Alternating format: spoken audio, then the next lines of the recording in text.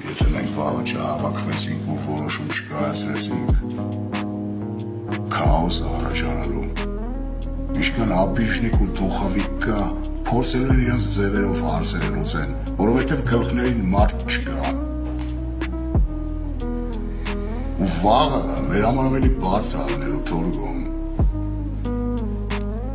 Հավաքվեք, որոշեք, բայց առանց ինձ։ Եթե դու հավաքին ներկա չեղար այդ հարցերը առաջացնելու մարդկանց մոտ։ Իրանց պրոբլեմն է,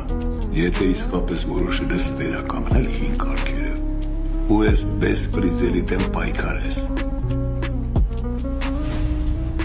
Ես քեզ չեմ խանգարի,